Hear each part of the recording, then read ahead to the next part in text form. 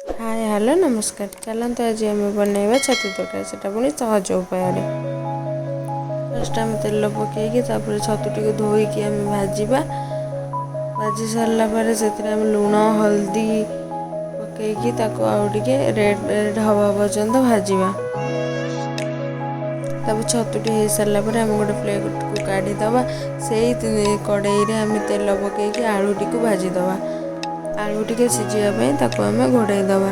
घोड़े सारा मसला ग्राइंडिंग करदे अदा रसुण पेस्ट देपर आम आलू हो सारा प्लेट को काढ़ीदे।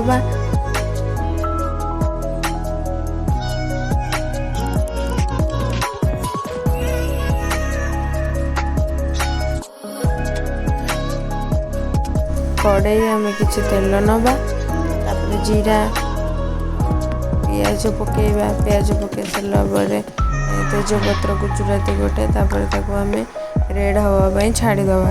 छाड़ी सारापर आम अदा रसुण जो पेस्ट ग्राइंडिंग करते आम पकईदे। पकई सारापर मसला टी आम कि समय टे कषिदे। कषि सारापर से पानी दबा।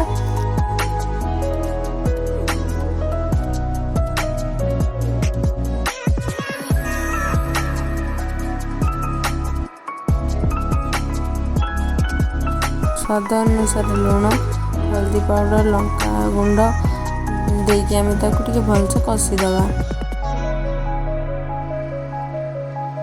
तापर आम टमाटो पकईदे। टमाटो पकई सारापर आम मिक्स करदे।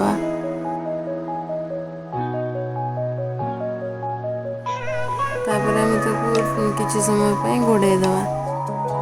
चलते देखा टमाटो सीझीगला।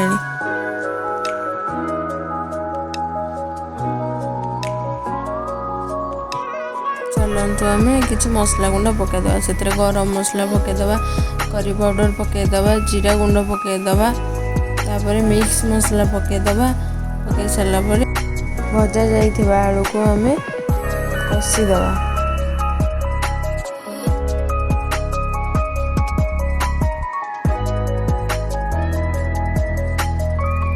आलू कषि सारापर से किसी आम पानी दबा।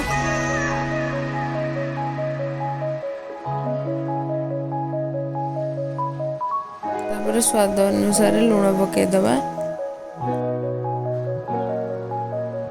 भजा जाइए छतु को आम पकईदे।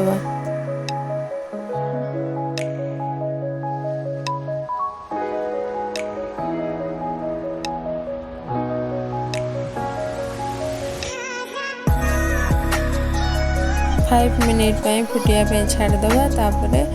फुटीगला धनिया पत्र पकईदे। आशा करुँच आपण मानक वीडियो भल लगी। Like and subscribe.